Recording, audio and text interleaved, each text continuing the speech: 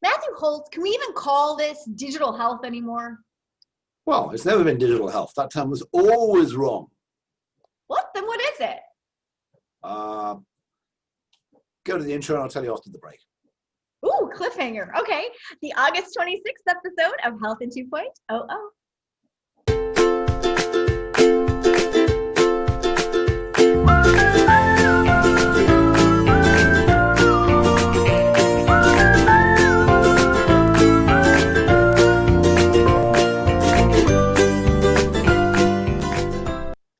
So you teased us. What is it? If it's not digital health, it better not be health 2.0.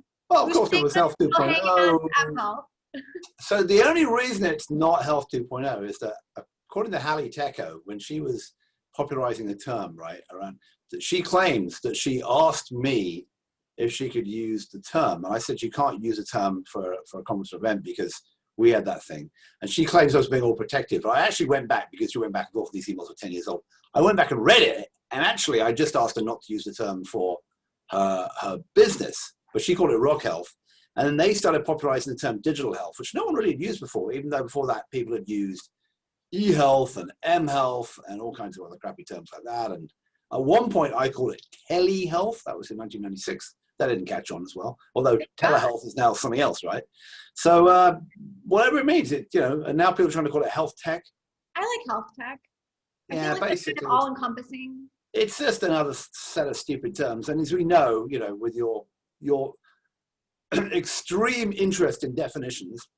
I love definitions. Around the World Health Organization and HIMSS both defining digital health at the same time, it's jumped the shark.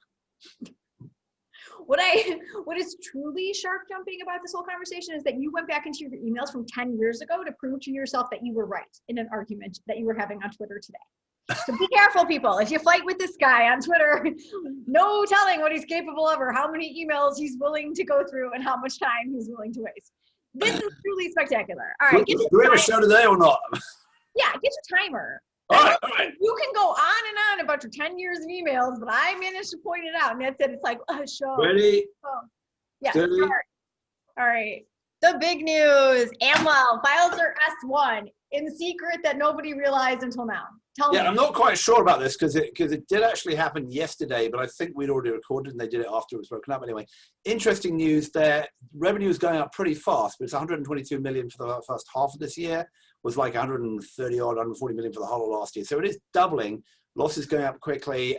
They are only they're less than a third the revenue size of Teladoc, which are pre-Livongo, which I thought was quite interesting. But and also a bit of weirdness there because they're keeping those Class B shares. The Schoenberg brothers, they're going to maintain control, a bit like Facebook and Google.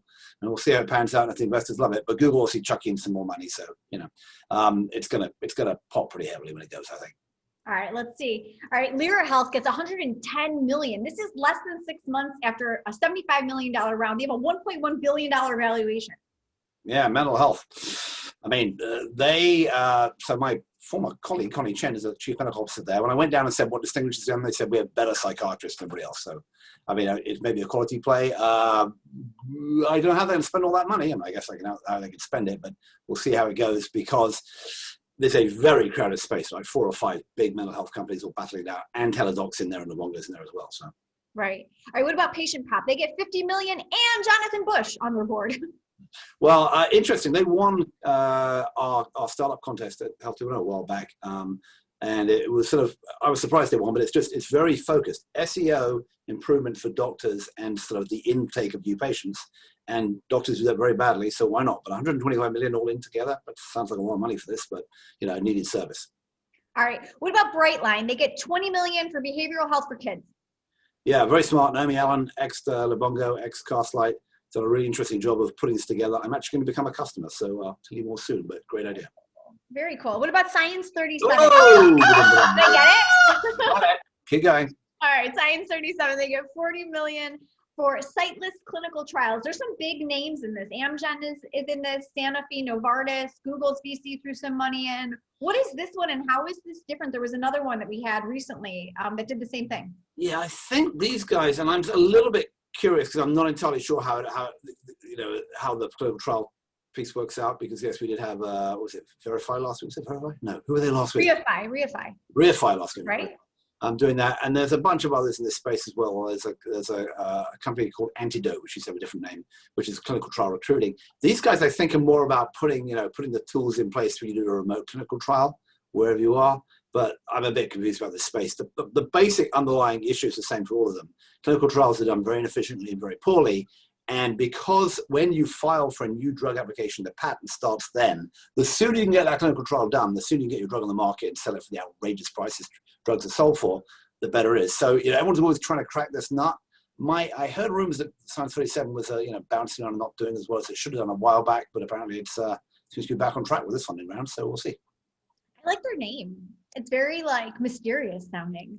Like, what is that, Mystery, Area 57? Mystery Science Fiction Theater or Mystery Science? No. What's that Area 57 or whatever, where the aliens and the UFOs? Oh, yeah, of course, yes. Yeah, it reminded me of that. So maybe some aliens. That's a great name for your clinical trial. Maybe some aliens will come down and sort of rescue your clinical trials and beam up the people. No, it's like the government hiding information from people. Well, no, I shouldn't say that. Now I but I like the Science 37 name. Are we going to become the QAnon version of Health 2.0? The government's hiding information about child molesting or whatever. Well, it is the Republican convention, and we have to shout very loudly, apparently, if we want to get anything done. No. I've already got in trouble for what I said on Twitter about it with one of the Twitterati in the health tech business. Apparently, if you compare, apparently it's quite legit to compare Joe Biden to Fidel Castro. They're exactly the same person. Apparently. Is it? Oh. Are there 10 years of emails that you want to go digging through to prove your point there, or no? There's probably a lot more than 10 years of emails with Joe Biden and Fidel Castro. There's hundreds of years of documents all blacked out, no doubt. Okay. I've brought our episode full circle. That's enough now. To argue with him on Twitter and make him go through emails to prove you wrong, please follow @BoltyBoy. You can follow me @JustinMassa. I promise I won't fight with you. You get nothing but love from my account. And if you want to make sure you never miss an episode of Health in 2.0, because why would you? There is so much stuff happening in this health tech, digital health, mHealth space. You should definitely sign up to receive our email newsletters on thehealthcareblog.com or hit subscribe on YouTube. Mr. Holt, I think we're going to have to come back again because there are still a lot of funding deals that we have not yet covered. I'm Mr. Massa. There's a whole other night of the Republican National Convention I can talk about. Oh my God, I can't wait. Nothing makes me happier than hearing you talk about the Republican National Convention. I'm sure I'm not alone. I'm sure you're not alone, but there's a very small crowd. We're all drinking. No, I'm joking. We'll have to do that. All right. We'll see you guys soon. Thanks.